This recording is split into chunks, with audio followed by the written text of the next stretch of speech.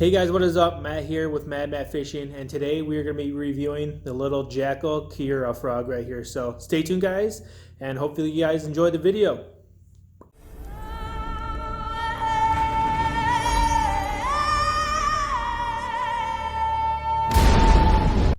All right, so here is the Jackall Kaera frog, in like a lime green leopard kind of pattern right there. White belly, a little bit of yellow on the throat there. This frog comes in 6 colors, I do believe. So you're gonna have like your natural bullfrog style color. You're gonna have your black, your whites, and I think a couple shad patterns and maybe like a brown. So 6 colors should cover everything you really need to throw a frog. You know, for nice short skirt, you don't have to trim it up any at all. It's already trimmed up for you. It's got that little hole in the back there for if it takes on any water. Now this thing hasn't sunk on me at all whatsoever. I mean, only if a bass, you know, inhales it and crushes it up, it's going to fill with water. But as I was fishing it, I had no problem with any sinkage or anything like that. I didn't have to keep squeezing the frog every cast. It did really, really well. This frog here is going to be coming in at 2¼ inches, so a much smaller style frog. But what's nice about it is it does have a ½ ounce weight to this thing, so you can cast this thing a mile. So it's really nice, compact frog, and you're not getting that lighter lure, so you're still able to chuck this in with a bait caster and stuff and have no problem casting it whatsoever. So really nice to see it have a nice ½ ounce weight, but in a much smaller version of the frog. We'll do a little comparison here to, like, here's the live target Copper's frog. That's the 65. You can just see how much meatier and bigger that presentation is right there compared to the little Jackall Kaera frog. Much bigger profile there. One thing I did notice with this little frog right here, I've seen reviews, people saying it's really weedless. That was not the case for me. I found this thing to be really, really bad at hooking up with weeds. So if you guys can see here, you guys see that hook point right there? It's pretty much right above the frog, if you guys can see that. And that's going to be on both sides. It's kind of hard to show there, but the hooks are pointing up above the frog a little bit. So if I want to put my finger across this frog right there, it's stuck in my finger just that quickly.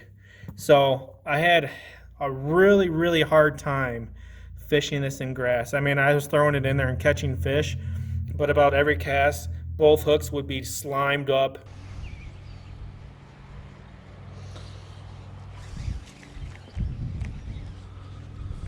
This frog does not like to come through cover very good.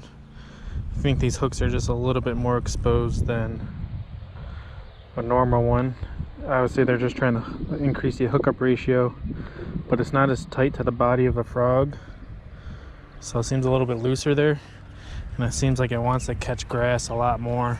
And with this hook right here, guys, it's really flexible. I mean, I can pinch it closed with my fingers. See, I'm barely even putting any force on that. So it's more of a finesse frog. So, I mean, I even tried bending the hooks in a little bit, but they're so flexible, I really couldn't get them to really stay bent in and closer to the frog. So I really couldn't keep it weedless like it's supposed to be. I found it very, very difficult to keep those hooks right next to the body right here to keep it weedless. They always seem to stick out a little bit, and as you guys will see, it always ended up catching grass. That's really the only issue I have found, and I found it with both the frogs I have. Here's another one right here. I'll show you guys. This guy is actually a little bit more used than abused. See, this guy's missing an eye there. Got some paint missing a little bit. You can see all like the teeth marks and bite marks, of course. Top of the frog's pretty good, but again, you're still going to get some teeth marks and whatnot. But yeah, both eyes did fall out, the little eyes, which doesn't really matter at all. As you can see, this is a shad pattern right here. I'll leave it down below what the color is exactly. Nice short skirt. It's been getting a little tore up. You can see it's a little shorter on that side. This frog's been used a little bit more, so you can really see those hooks sticking out right there on this frog. You see that? Just a little bit more worn in. It's caught more fish, and it's really noticeable. The green one is not so much. This one wasn't as bad, but it's still right out of the box. It was catching grass left and right. And this one, after using it, you can see it's just gotten really loose in the frog there. It's a more probably the plastic's a little more worn in, so the hooks really move around, and it's become non-weedless at all. It just catches everything. I just put my finger there and it just hooks right away. So that is one thing I did notice. So my only complaint right here, guys, is I don't consider this frog weedless. Maybe it's just these two I got. You never know, because I've read other reviews where people say it's completely weedless. But the two I have, I kind of find it hard to believe that no other ones are. But the two that I have bought, the hooks are not pinned into the body close enough for them to be completely weedless. And like I said, I've tried pinching these treble hooks with pliers and stuff like that. They just seem really flexible. I mean, this is my left hand and I can pinch them completely closed there.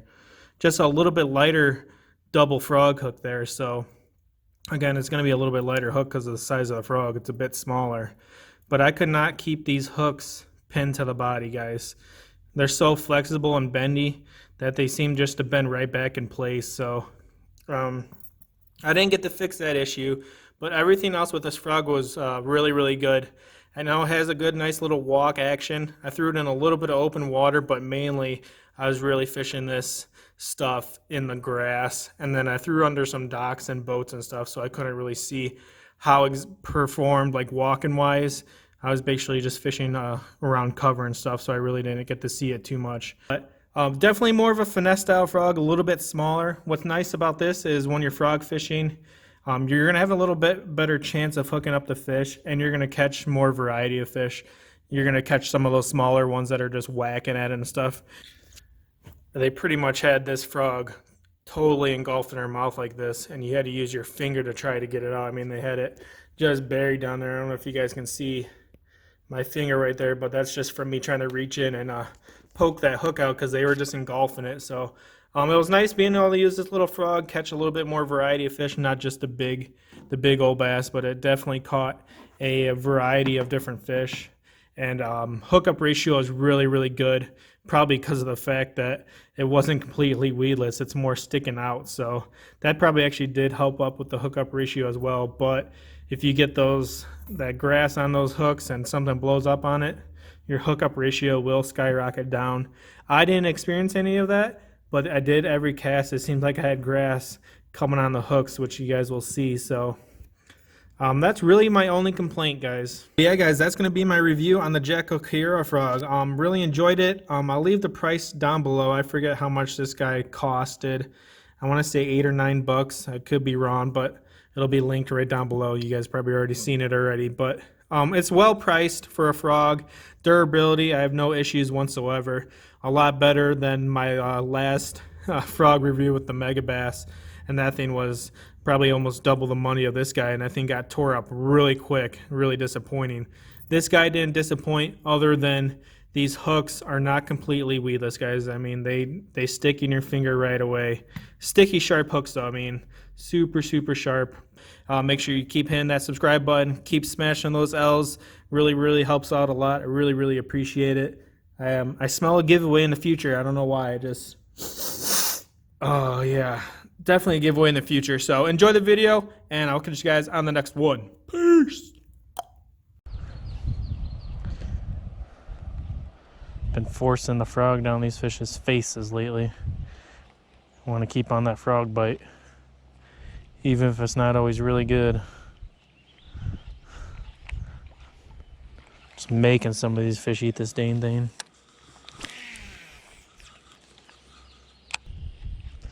I like the back on this one. It's a very bright neon green.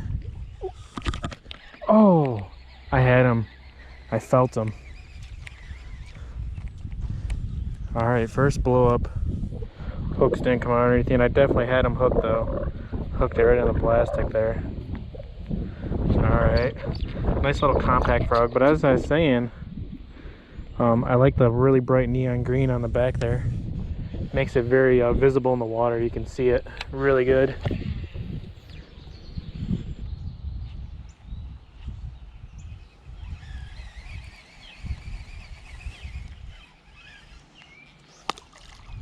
I don't like how this thing grabs grass like this. First issue I'm noticing.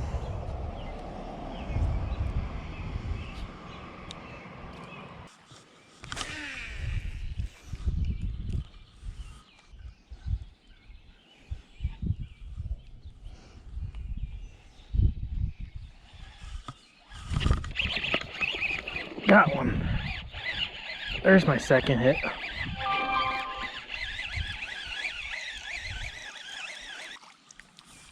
There we go. There we go. Look how he ate that frog. Got it nice right on the top of the mouth right there.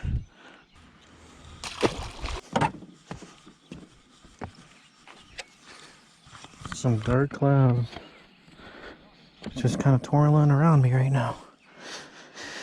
Give me a little time. Not capitalizing on the time though.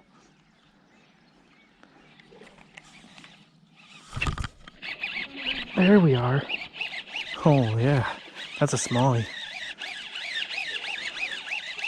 That's a smallie.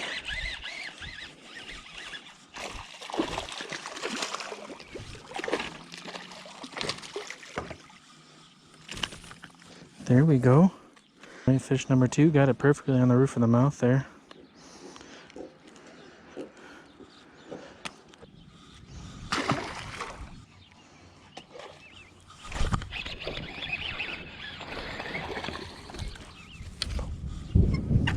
Heck yeah. Right on the top there. You guys see that? Heck yeah.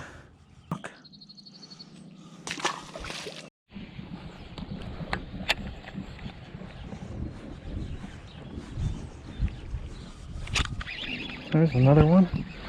Kind of just walking and casting. Oh, little itty bitty. But look how he ate it. Oh my gosh, they're loving the frog.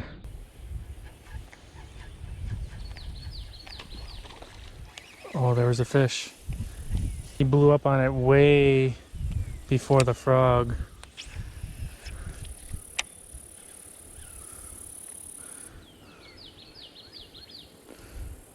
Oh. Like my frog was like 3 feet in front of him. He blew up behind it. Got him. Gotta get him through these weeds. Come on, Paul. Got a nice bass. Oh my God. Oh, baby. Oh. Back in the slop, guys. Look at this big, long summertime fish. Look how we got that frog. Roof of the mouth. Coming back out of the slop right here. I gotta take a photo. Perfectly on the roof of the mouth there. Thank you, Paul Rods, baby. Able to pull them through all that slop. It's summertime, so I want to get this fish back as soon as possible. So I'm just gotta come back down over here where it's kind of open. About a 10-second walk right here. Look at that fish. There we go. He's actually a little bit cool, so these weeds might be keeping him cool down over here. There we go. All right, buddy. There you go. You got to give him a toss. This is some thick stuff here, so just making sure I don't see him. He should have made it through just fine. Yes.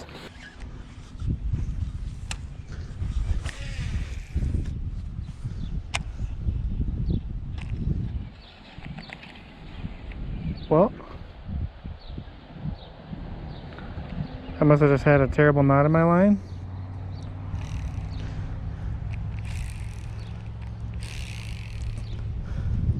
I do have another one of those. Guess we'll tie it on. I have no idea what happened. I don't think that broke off at the knot. I didn't even reel any line in. Oh man.